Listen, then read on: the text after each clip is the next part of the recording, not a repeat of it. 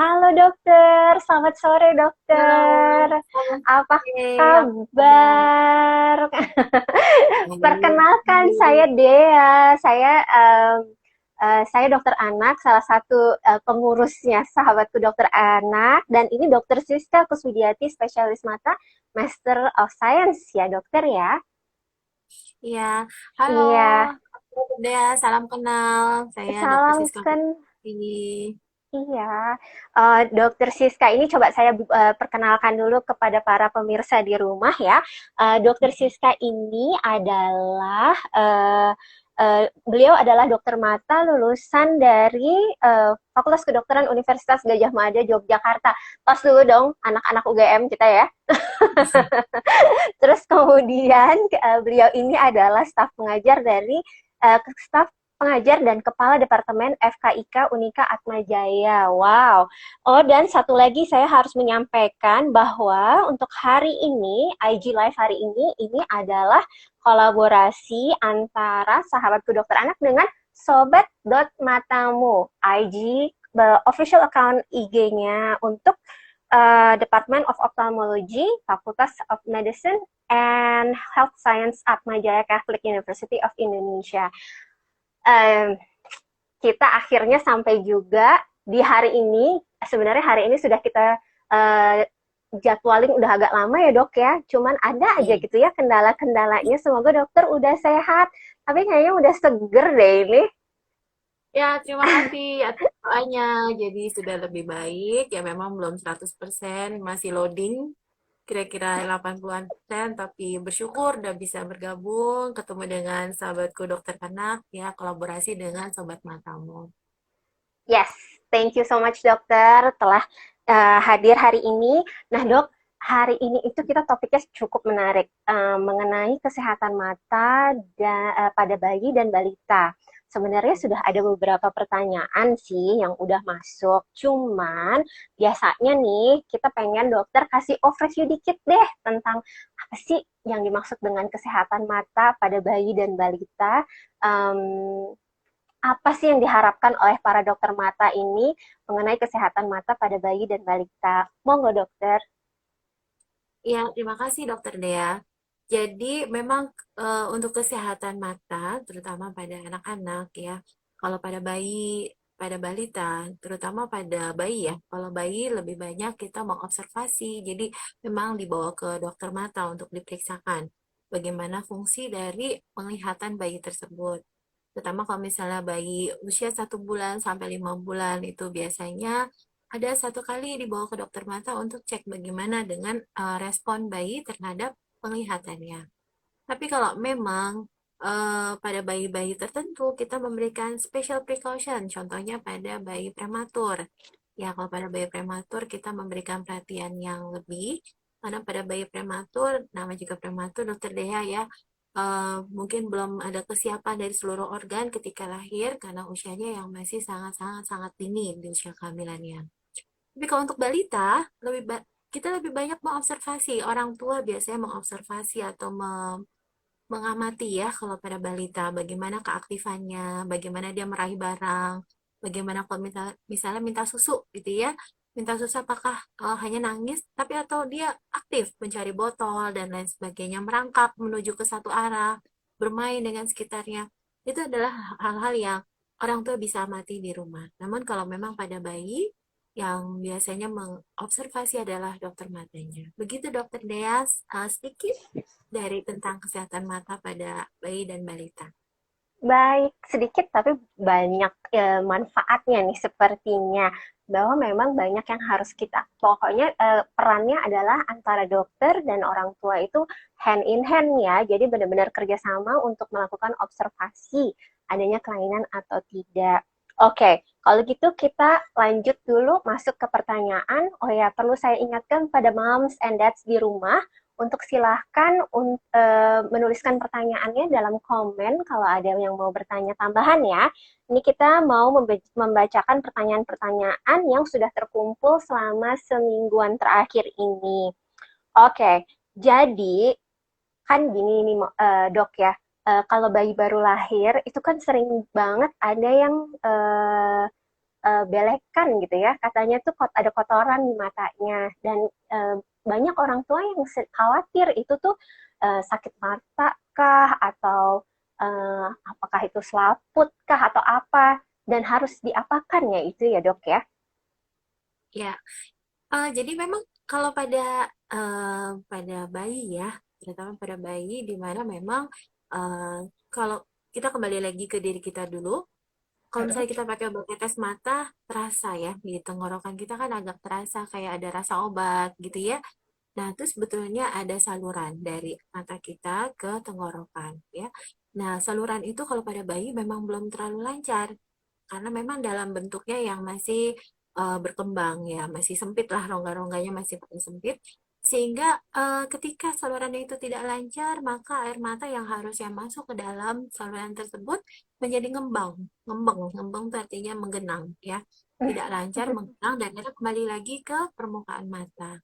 Nah, kadang orang tua berpikir, kenapa anak saya belekan terus ya dok? Padahal kayaknya di sekeliling saya nggak ada yang belekan gitu. Tapi kenapa anak saya ini masih balita begini belekan? Biasanya di bawah usia setahun ya. Nah, itu biasanya kita sudah sampaikan bahwa memang perlu dibantu. Rongga yang kecil-kecil itu perlu dibantu dengan masas ya, dimasas supaya cairannya bisa masuk ke dalam saluran yang menghubungkan antara permukaan mata dengan tenggorokan kita. Biasanya dengan massage, dibersihkan. Kalau memang eh, apa namanya, kalau belekannya itu berwarna kekuningan, hati-hati, berarti sudah ada infeksi. Karena bagaimanapun juga tempat tumbuh yang subur buat kuman. Tapi kalau masih putih, ya belum ada kuning atau kehijauan, itu sebetulnya tidak apa-apa. Hanya perlu dibantu massage saja, dan atau kita bisa dengan eh, takutnya kan ada peradangan ya. Kita biasa juga kompres dengan air hangat, lalu kita massage. Biasanya dalam usia 1 tahun dia akan hilang sendiri. Karena dalam usia perkembangan sampai 1 tahun, rongga-rongga itu akan lebih terbuka, lebih lebih luas sehingga cairan dari permukaan mata bisa masuk dalam saluran yang akhirnya terhubung ke tenggorokan. Begitu, Dok. Oke, dokter. Menarik sekali ya. Jadi usia 1 tahun ya batasannya ya. Jadi Mm-mm. mereka akan Ya. kebuka dengan sendirinya. Nah, dokter tadi menyebutkan tentang masas. Masas apa sih sepertinya? Seperti apa sih dok masasnya dok? Masa saya bukan Boleh nggak pijat-pijat di-share tuh? Iya, pijat apa? Saya pikirnya kayak totok wajah atau gimana ya dok ya? bukan untuk mengencangkan ya, Dok. Jadi massage itu adalah di permukaan di daerah ini ya, di pangkal hidung, Aha, didorong aha. seperti ini. Supaya cairannya itu masuk ke dalam rongga-rongga tersebut. Sebenarnya sangat-sangat mudah sekali dan itu bisa dilakukan oleh moms di rumah ya. Aha, Untuk memasak seperti itu dengan rutin, nanti lama-lama dia akan kembali lebih baik.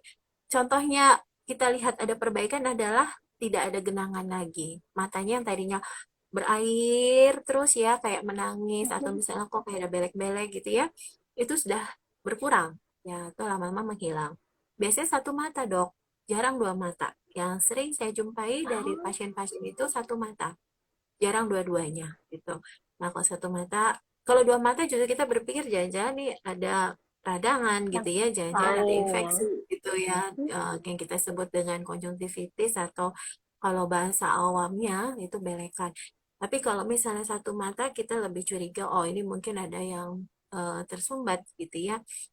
Bukan tersumbat dalam arti tersumbat secara permanen, tapi ini karena memang rongganya belum luas. Jadi ada genangan di situ. Begitu I dok. see. Terima kasih banyak dokter. Jadi gitu ya Mams ya. Masasnya tadi dokter Siska udah menjelaskan caranya. Masasnya biasa aja, halus dan diarahin ke bawah ya, dokter ya. Ya, dari Jadi pangkal hidung. diarahin, aha, jadi sesuai Ya, dengan aliran si salurannya itu ya. yes, Oke, betul dok. keren keren. Nah, cuman tadi hal yang penting banget yang dokter Siska sampaikan adalah kalau sudah Mm-mm. dua mata atau misalkan sudah warnanya udah agak kekuningan, itu sudah mulai harus dicurigai adanya peradangan atau si belekan itu. Nah, kalau belekan itu gimana dok? Harus diapakan dok? Belekan, Ya, maksudnya konjungtivitis itu kalau, harus ya, diapakan dok? kalau ada konjungtivitis ya, pertama kita Heeh, lihat dulu konjungtivitisnya apa nih penyebabnya ya. aha, apakah ini virus, apakah ini bakteri, atau kalau pada Mhm, anak-anak bisa aja alergi. Tapi kalau balita jarang sekali alergi ya. Anak-anak mhm. yang paling sering. Nah, kalau misalnya ini belekannya warna hijau, warna kekuningan, kita curiga ini adalah bakteri sehingga perlu diberi antibiotik. Namun antibiotik pada anak-anak lebih lebih sempit pemilihannya, tidak seperti pada orang dewasa. Karena Mhm. bagaimanapun juga antibiotik yang diteteskan itu ya dok, dokter dia juga mungkin itu tahu. Kalau ini Suka tepok jidat sih. ditetesnya Terus?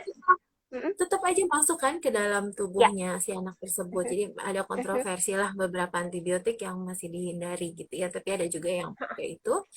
mhm. Jadi kalau memang ada keterlibatan, ada infeksi, baiknya sih dibawa ke dokter mata ya untuk dilihat ya. Karena ada beberapa infeksi yang sangat-sangat berbahaya, dokter Dea. Kalau infeksinya bakteri biasa, is okay. Kalau pada virus itu juga is okay ya. Nanti akan hilang sendirinya. Tapi ada bakteri yang sangat-sangat jahat dan sangat ganas, yaitu adalah bakteri gonore yang ada di jalan lahir dari Hmm. kita. Nah, itu biasanya 3 hari melahirkan, tiba-tiba kok anaknya belekan, terus matanya banyak sekali beleknya, beleknya baru dihapus dalam waktu berapa menit atau detik, banyak lagi ya. Jadi seperti matanya itu keluar cairan warna kekuningan terus-menerus. Hati-hati ya, Mams. Nah, itu bisa aja tuh terinfeksi dari jalan lahir. Nah, itu harus diberikan antibiotik, bahkan sampai harus disuntik antibiotiknya, karena ini agresif sekali. Kuman yang khusus yang ini adalah kuman yang agresif sekali. Dalam beberapa hari bisa terjadi perburukan yang sangat-sangat buruk, bahkan bisa sampai jebol permukaan matanya. Jadi kalau misalnya kita iya betul, jadi kalau ada bayi sehari 2 hari belekan gitu lebih baik ke dokter mata deh untuk dilihat ya apakah ini infeksi yang tadi itu yang ganas itu atau infeksi yang lain.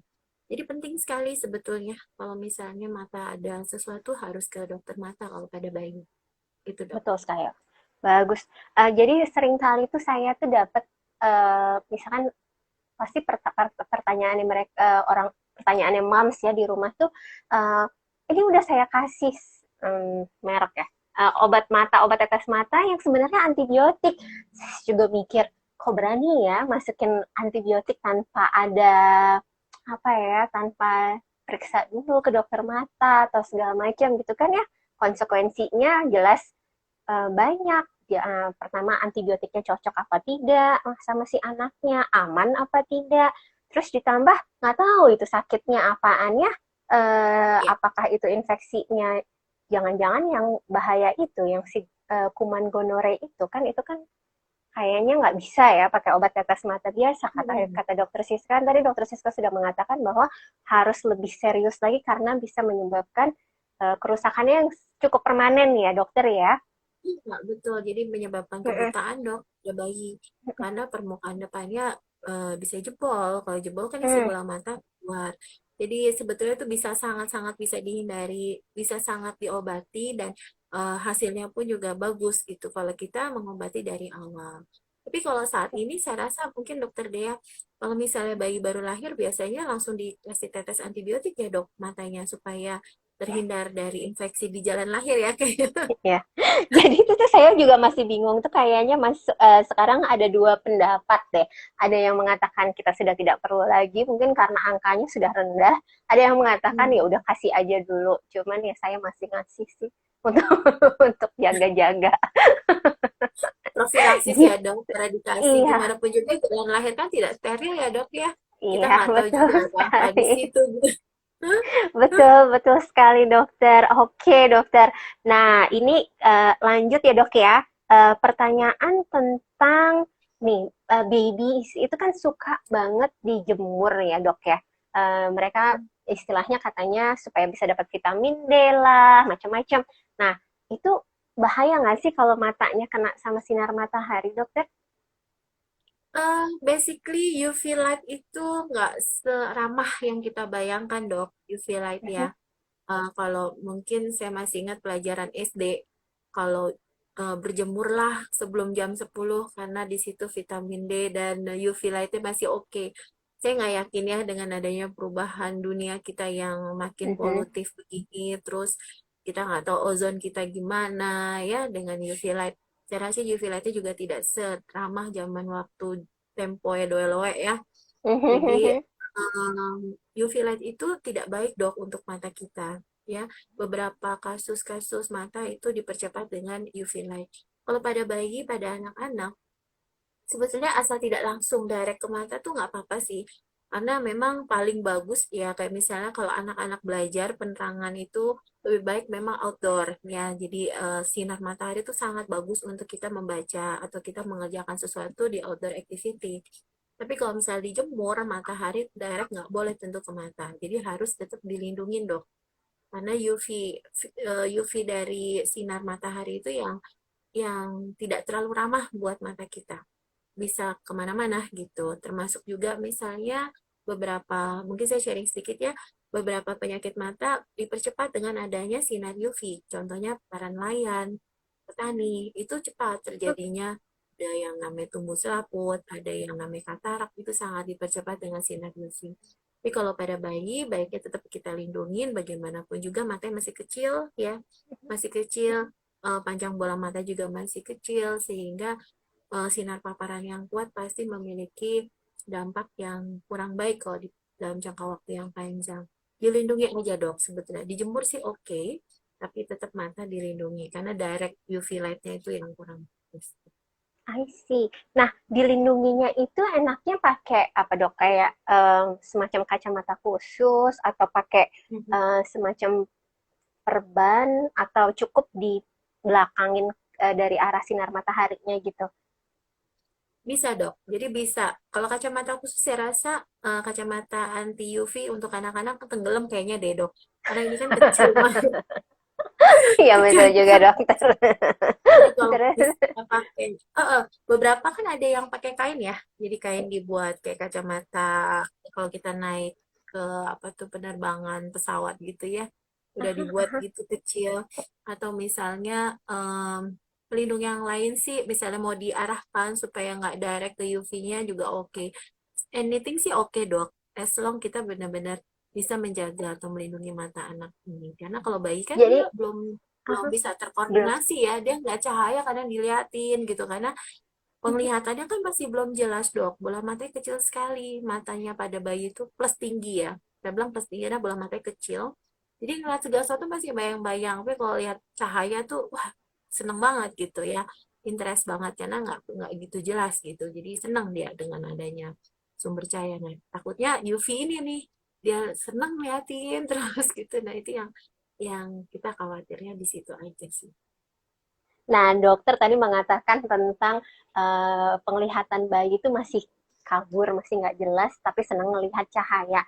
Itu pertanyaan yang sering banget ditanya loh sama moms, moms and dads di rumah.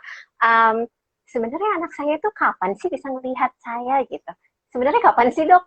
Bener-bener fokus Begitu apakah lagi black and white atau kabur kok. aja atau gimana gitu? Ya, jadi memang pada anak bayi matanya tuh bola matanya kecil dok. Jika bola matanya kecil tuh plusnya tinggi. Dengan bertambahnya bulan, dia perkembangan bola matanya cepat sekali ya.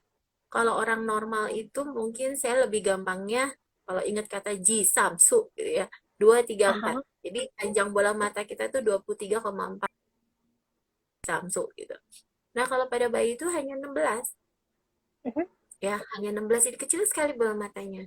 Kadang 15 sampai 19 ya. Nanti bertambahnya bulan dia akan lebih panjang. Nah, dalam proses itu dia melihat tidak jelas.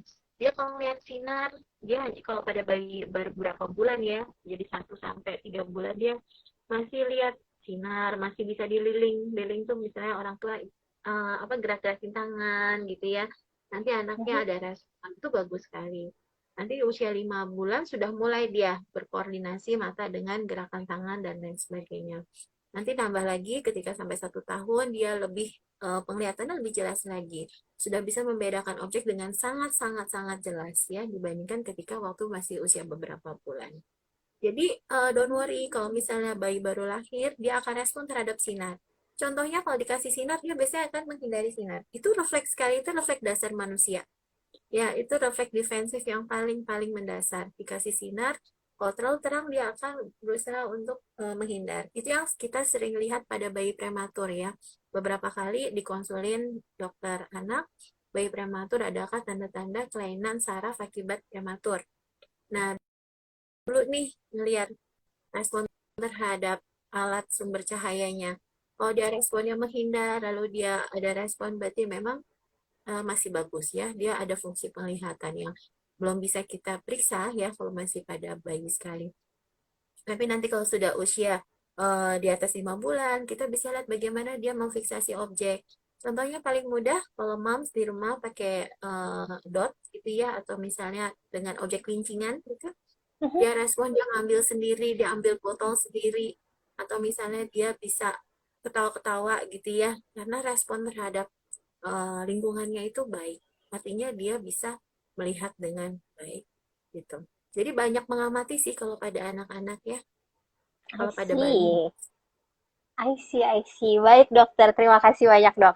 Jadi tuh sebenarnya perkembangan mata sama perkembangan motorik, perkembangan sosial, perkembangan em, bahasa ya, itu semuanya sebenarnya jadi satu semua ya dok ya. Kalau misalkan Betul dok. tadi dari penjabarannya dokter bahwa semuanya itu seiring dan sejalan, semuanya satu paket yang harus kita amati bersama. I Iya, see. betul Oke. dok. Kolaborasi dok, mata dan Oh, dokter. betul sekali, itu betul sekali dokter. Kemudian dokter, ada lagi yang mau bertanya, gimana sih caranya nih dok untuk memastikan bahwa anak nanti kalau sudah besar itu tidak menggunakan kacamata seperti saya. Apa benar kayak konsumsi makanan-makanan khusus seperti kayak wortel atau apalah yang banyak vitamin A-nya itu benar-benar bisa mencegah terjadinya apa penggunaan kacamata apa miopi ini ya kayak saya ini ya. Saya sih jujur sih dok saya emang nggak suka wortel. jadi jadi mungkin Tapi itulah kacamatanya penyebabnya. look nice loh dok. Kacamatanya look Kenapa? nice loh. Buat dokter Dea kacamatanya oke. Sebetulnya Tapi kacamata tuh tebal. aksesoris juga loh dok. Kacamata tuh aksesoris. Menambah Yes, kelihatan thank lebih you so kecil much, gitu. dokter. Cuman ini parah sih dok. Jadi makanya kalau saya sih suka nakut-nakutin moms. Saya tahu kalau misalkan saya suka nakut-nakutin pasien saya. Nanti kalau nggak mau makan sayur-sayurannya nanti kacamataan kayak tante Dea loh, gitu. Gimana gimana dok? Itu benar nggak sih? Iya, sebetulnya kalau kita ngebahas tentang mata minus ya, atau myopia, itu multifaktorial dong. Jadi ada kontribusi genetik, ada kontribusi lingkungan, kontribusi lifestyle, lalu bagaimana dia dengan kegiatan sehari-harinya, bagaimana dengan penggunaan near work activity ya. Paling tinggi adalah near work activity. Di mana pada sekarang kan era zaman now ya, moms-moms milenial juga gitu ya. Kalau nyuapin, kalau dulu kan sambil bawa kelincingan, dibawa ke taman, kemana gitu. Kalau sekarang, apalagi ditambah pandemi ya, cukup diberikan YouTube sambil disuapin. Mhm, Jadi iya dari betul. kecil, dari balita itu sudah menggunakan gawai atau bahasa kerennya gadget gitu. Itu juga masuk dalam lifestyle near work activity. Lalu tambah lagi nutrisi, nutrisi baik itu dari masa kehamilan sampai nutrisi dalam perkembangan dari anak tersebut. Ya, jadi multifaktorial dokter Dea. Jadi banyak sekali hal-hal yang bisa berkontribusi sehingga kelak dia bisa menjadi myopia atau mata minus gitu. Nah, kalau misalnya nutrisi adalah baru satu dari sekian banyak faktor yang bisa kita rubah. Ya, namanya sayur-sayuran, buah-buahan, vitamin C, itu akan memperkuat dinding bola mata ya. Sehingga untuk pemanjangan yang terus-menerus itu bisa mungkin dihambat dengan adanya bola mata yang kuat. Jadi kalau mata minus ini dokter Dea, bola mata itu lebih panjang dibandingkan normal. Misalnya kalau orang normal tadi Ji Samsu itu, ini bisa lebih panjang dari itu. Sehingga eh, bayangan yang masuk ke mata tuh nggak nyampe di saraf karena masih terlalu panjang, masih terlalu jauh, belum nyampe di sarafnya, masih di depan sarafnya. Sehingga membutuhkan kacamata supaya pas nempel di sarafnya sehingga bisa lihat dengan jelas. Nah, kalau pada yang miopia itu memang bola matanya lebih panjang gitu. Nah, itu kontribusi banyak faktor yang harus dikendalikan semenjak usia kehamilan. dari kehamilan ya, jadi nggak bisa juga ya nyalahin anaknya nonton gadget gitu, nonton gadget, oh nanti pakai kacamata deh pasti. I see. Jadi mamisnya juga berkontribusi ya terhadap faktor-faktor ini ya. I Iya, see. betul. Papinya juga ada ini, apa, Oh, ada Pak. kontribusi. Karena Iya, genetik ya. betul. Makanya saya Bukan selalu moms, bilang gini bukan sama moms aja, pasien. tapi Heeh, betul. Jadi mm-mm, saya selalu bilang sama papa mamanya anak ya, kalau misal papa mama mukanya bulat, nggak mungkin anaknya lonjong sendiri mukanya. Pasti mukanya ada mirip-mirip dari papa mamanya, sama dengan kondisi mata. Kalau papa mamanya berkacamata, anaknya sangat besar kemungkinannya berkacamata gitu. Tapi anyway, kacamata itu oke. Maksud saya itu bukan suatu hal yang sesuatu hal yang berbeda lah gitu ya. Tapi kacamata itu membantu. Kalau saya selalu bayangin pasien saya gini, kalau misalnya kita dari rumah pergi ke suatu tempat jalan kaki dengan naik motor lah minimal gitu ya, itu lebih capek mana? Dia lebih capek kalau nggak pakai kendaraan bermotor.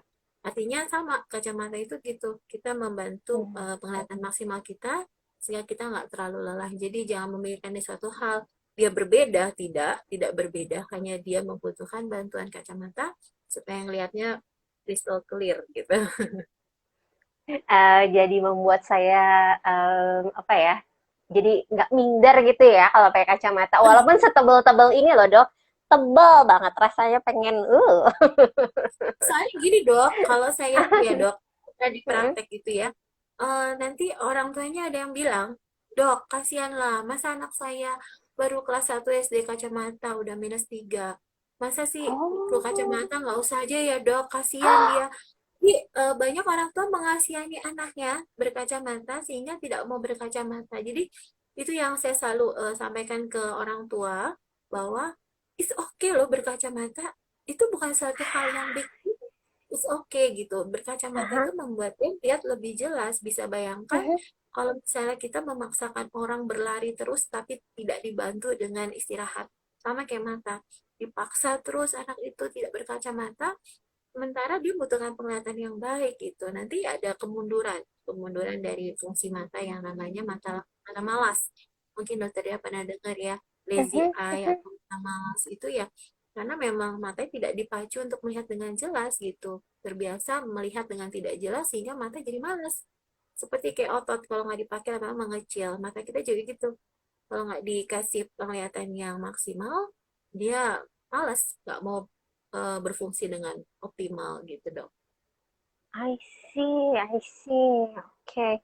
Oh iya, Moms sebagai seseorang yang pakai kacamata dari sejak SD ya, itu kalau nggak pakai kacamata pusingnya setengah mati ya, Dok ya. Ya, Pusing terus bawaannya jadi kayak pengen mual-mual muntah gitu karena mungkin capek hmm, lelahnya itu ya, Dok capek. ya.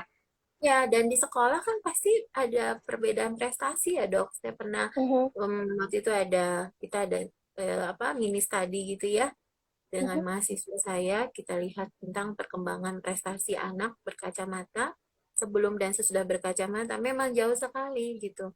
Bahkan ada satu siswa yang gurunya, keluarganya tuh nggak tahu kenapa anak ini susah sekali naik kelas. Ternyata dia tuh -10 loh dok. Dia -10. Bagaimana bisa belajar dengan baik dengan mata -10 tanpa menggunakan kacamata? Di kelas akhirnya ya tadi dia sering nanya-nanya, tapi kan capek lama-lama kok nanya terus ya.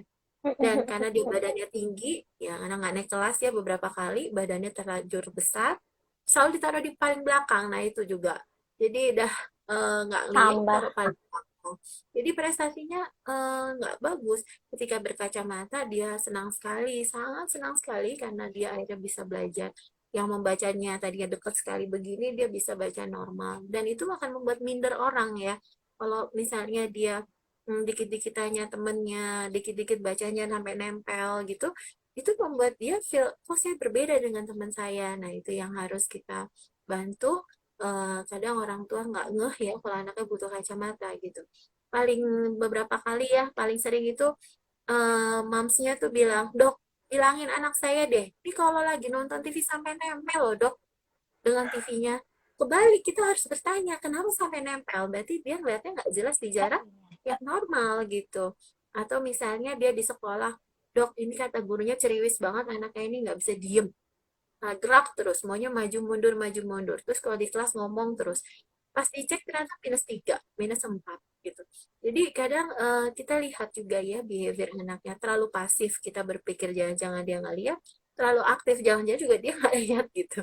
Jadi kita mengobserve ya anak-anak karena mereka kadang nggak mengatakan masalahnya apa karena mereka nggak tahu juga gitu. Yang tahu adalah orang tuanya. Begitu Yes, dok. yes. Oh, jadi tadi tanda-tandanya, Moms, ini kayaknya penting banget ya. Kayaknya harus kita highlight, kita bold, kita underline.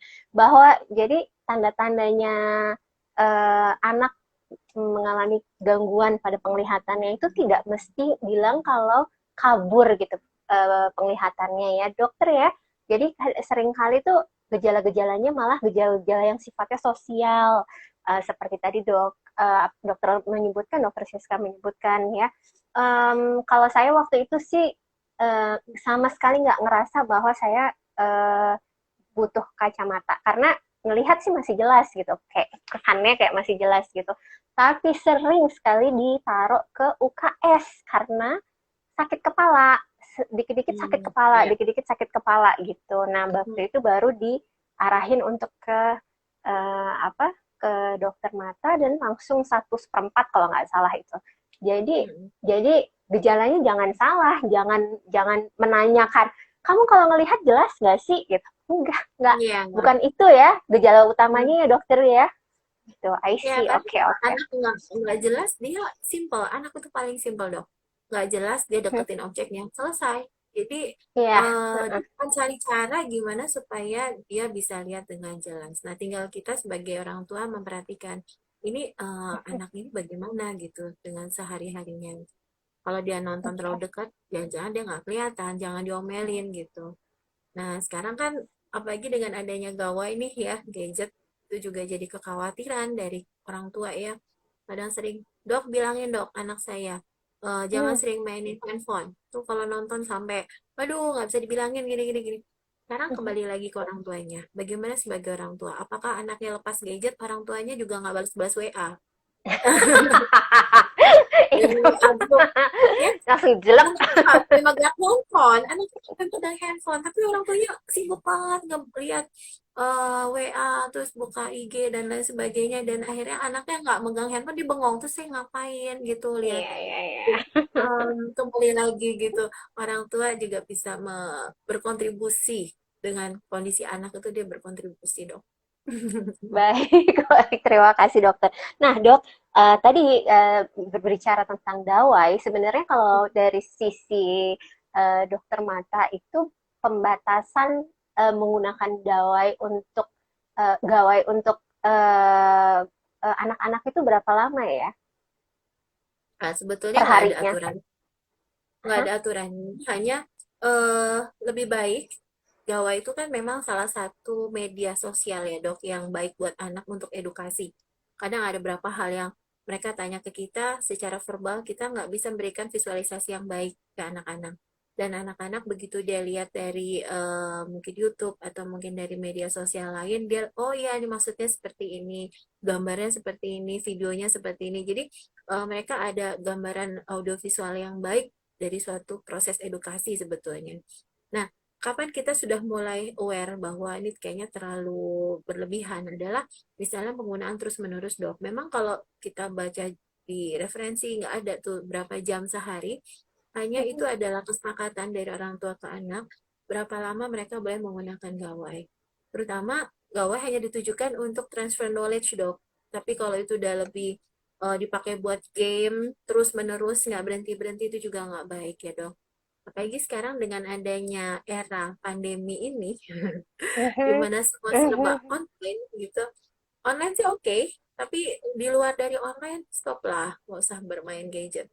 Karena itu akan membuat dia terus-menerus network activity-nya dan itu akan membebani kerja mata tentunya.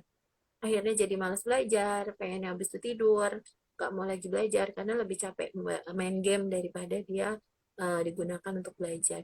Basically, gadget ada positifnya ya sebagai sarana untuk edukasi, tapi tetap kita sebagai orang tua punya kebijaksanaan lah kepada anak, kesepakatan kapan mereka boleh pakai, berapa lama itu kesepakatan. Di waktu itu gunakan waktu secara quality-nya dengan baik karena kadang anak yang berhenti gadget mama papanya yang nggak berhenti gadget gitu. Harus sepakat. Jadi ada waktu keluarga. Makan no gadget ya. Kumpul keluarga no gadget. Misalnya seperti itu dong. I see, I see. Terima kasih dokter. Dokter tadi menyebutkan kata-kata kalau nggak salah apa near site activity ya dok ya? Apa? Near Near, itu near work activity. near Near work work. activity. Itu apa sih dok maksudnya dok? Jadi near work activity adalah suatu kegiatan yang melihat dekat. Misal Oke. membaca, misalnya menggambar, lihat gawai atau gadget, terus Hmm, nonton TV, jadi suatu activity yang melihat dekat ya dok ya.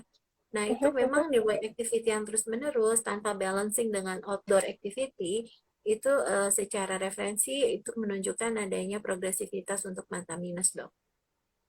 Oke. Nah, Jadi, kadang-kadang kan tadi dokter mengatakan bahwa kadang-kadang anak itu baca tuh deket-deket karena emang nggak kelihatan gitu ya. Tapi kan ada juga tuh kalau saya sih, kalau baca capek ya suka gini gitu. Jadi sebenarnya itu ada nggak sih batasan near work activity itu batasan sentimeternya itu yang aman itu berapa banyak kalau katakanlah anaknya penglihatannya cukup baik, jadi dia nggak mendekatkan diri karena dianya nggak bisa lihat, tapi karena dia malas aja gitu. Ada berapa sentimeter gitu nggak dok yang aman buat anak-anak? ya, basically kalau kita membaca dengan di work activity itu posisi juga mempengaruhi dok. Jadi misalnya kita baca sambil tiduran, kita lihat di handphone sambil tiduran itu udah jelas nggak bisa diatur jaraknya ya. Karena dari mulai jauh makin lama makin deket-deket peluk, nggak boleh kalau Ya, tiduran. suka kejatuhan gitu ya. Iya dok betul. Jadi secara ergonomis sih 33 cm jarak baca yang baik dengan posisi duduk yang tegap dengan jarak antara mata dengan objek itu sejajar atau misalnya jarak 33 cm lalu dengan posisi lehernya yang tegap ya jangan terlalu menunduk jangan terlalu ini karena itu akan melelahkan. Jadi ada beberapa posisi ergonomis yang memang dibutuhkan ketika kita melihat dekat atau bekerja dengan jarak dekat. Nah, yang dikhawatirkan bukan ininya dok, posisi, tapi adalah lebih ke durasinya.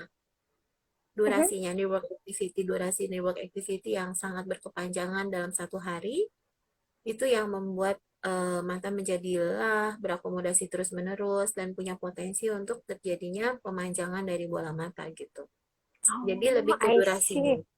Hanya memang Durasi. kalau saya ngobrol sama pasien juga lucu juga sih dok. Ini kayaknya perlu ada outdoor activity, entah anak ini suka apa sih, main bola atau sport. Terus mereka jawabnya, dok, sekarang lahan mana yang kosong selain air Petra? Nggak semua daerah punya air Petra, dok. Oh iya juga ya. Jadi outdoor activity ini agak sulit kalau di era zaman now ya, dok ya. Gitu. Iya sih, betul betul. Sekarang tuh semuanya serba serba salah ya. Mau nganjurin apa aja juga susah ya dokter ya. Apalagi Baik pandemi dokter. sekarang di rumah aja ya, dok. Iya Pandemi betul kan kita betul. di rumah aja. Di rumah aja, betul betul sekali dokter. Nah dokter, sepertinya sih kita udah semua pertanyaan sudah kita jawab. Tapi mungkin kayaknya ada satu nih, kelainan mata apa selain tadi ya yang harus diwaspadai oleh orang tua pada masa bayi terutama yang harus segera oh ini harus ketahuan dan harus segera dibawa ke dokter mata selain tadi yang belekan konjungtivitis tadi yang dokter telah sebutkan. Mungkin um, ada sesuatu yang agak lebih saya tuh bayanginnya tuh kalau kayak retinoblastom gitu-gitu kan sering kali kalau datang ke kita itu kan udah fasenya tuh udah Sudah lanjut pas ya. gitu. Mm-mm. Udah lanjut sekali dan ya ada nggak sih tanda-tandanya yang bisa diketahui oleh para moms and dads di rumah sehingga mereka lebih aware memantau kesehatan matanya anak-anak mereka. Ya, jadi kita dari bicara yang paling sering ya dok, yang paling sering adalah pasti untuk penglihatan ya, gangguan penglihatan kita perlu aware gitu. Kapan kita melihat bahwa anak ini ternyata kok lebih pasif, anak ini atau lebih aktif, dan lain sebagainya yang tadi kita udah sempat bicarakan. Yang kedua tentang infeksi ya, nggak bisa sembarangan obat itu diberikan ke anak. Antibiotik sembarang nggak bisa.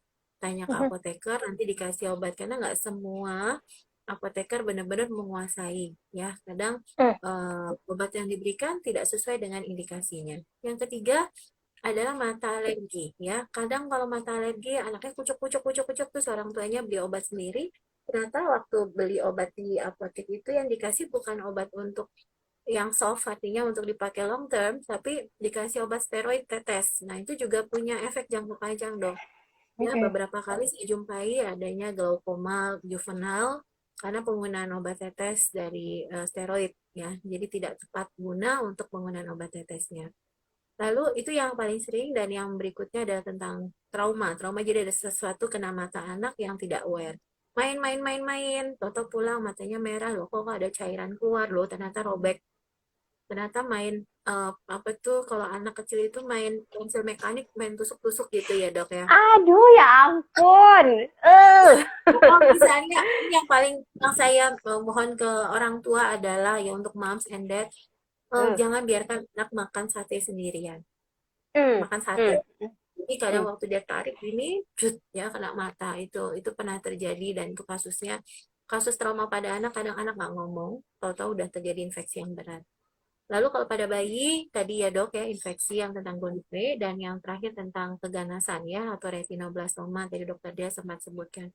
Jadi retinoblastoma itu adalah tumor bagian mata, gejalanya itu unik ya, matanya tuh berubah jadi mata kucing, jadi matanya seperti kelereng kayak kucing gitu.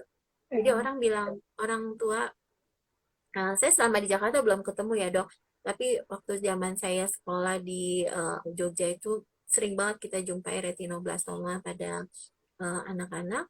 Jadi gejalanya matanya adalah seperti mata kucing, kayak kelereng. Nah, padahal ibu atau papanya yang nganter itu bilang, dok, mata anak saya lucu ya dok, coba lihat deh dok. Itu kayak ada, kayak kelereng gitu.